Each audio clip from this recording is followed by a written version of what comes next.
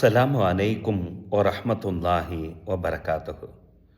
நபித்தோழர் அப்துல்லாஹி இப்னு மசூத் ரலியல்லாஹு அன்ஹும் அவங்க ஒரு செய்தியை சொன்னதாக முசன்னஃப் அப்துல் ரஸாக்கில் பதிவு செய்யப்பட்டிருக்கும். அவங்களே சொல்கிறாங்க, இஸ்லாத்தில் சகனங்கிறது கிடையாது. இன்கான ஷூமு ஃபி ஷையன், உண்மையிலே ஒரு மனுஷனுக்கு சகனங்கிறது இருக்கிறது என்று சொன்னான்.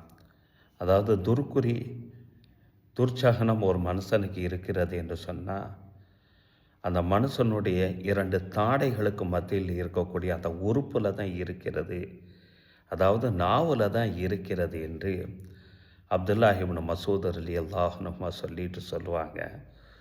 ஒரு மனுஷனை நிம்மதி இல்லாமல் சிறை வைக்க முடியும் என்று ஒரு வஸ்துக்கு இருக்கிறது என்று சொன்னால், அது அவன்கிட்ட இருக்கக்கூடிய அந்த நாவு தான் என்று அப்துல்லாஹி இப்னு மசூத் ரலியல்லாஹு அன்ஹு அவங்க சொல்லுவாங்க. அதுக்கு ஆதாரமாக ஒரு ஹதீஸை சொல்லுவாங்க. அப்துல்லாஹி இப்னு மசூத் ரலியல்லாஹு அன்ஹு அவங்க சொல்லுவாங்க, நபி ஸல்லல்லாஹு அலைஹி வஸல்லம் அவர்கள் சொன்னதாக. இந்த ஹதீஸு பைஹகி மற்றும் தபரானி போன்ற ஹதீஸ் நூல்களில் பதிவு செய்யப்பட்டிருக்கும். ஒரு மனுஷன் அதிகமாக பாவத்தில் தூண்டக்கூடியது, ஒரு மனுஷன் அதிகமாக பாவம் செய்கிறது பில்லிசானி, அவனுடைய நாவின் காரணமாகத்தான் என்ற நபிகள் நாயகம் ஸல்லல்லாஹு அலைஹி வஸல்லம் அவர்கள் சொன்னதாக இந்த ஹதீஸ் அவங்க அறிவிப்பாங்க. இதனாலே நபி ஸல்லல்லாஹு அலைஹி வஸல்லம் அவர்கள் மற்றொரு ஹதீஸில் இவ்வாறும் சொல்லி தருவாங்க. என்ன சொல்லுவாங்க சொன்னால், தூபா, ஒரு மனிதனுக்கு சுபசோகனம் உண்டாவதாக. எப்படிப்பட்ட மனுஷன் தெரியுமா?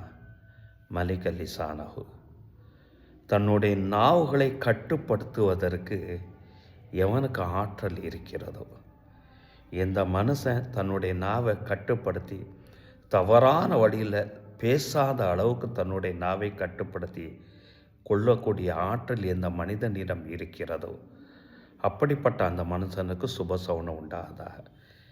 இன்னும் வஸ்ஸஅஹு பைத்தஹு, தன்னுடைய வீட்டில் இறைவனை வணங்குவதற்காக வேண்டி அந்த வீட்டில் விசாலமான ஒரு இடத்தை யார் ஒரு மனுஷன் ஒதுக்குகிறானோ, அப்படிப்பட்ட அந்த மனுஷனுக்கு சுபசோகனம் உண்டாவதாக.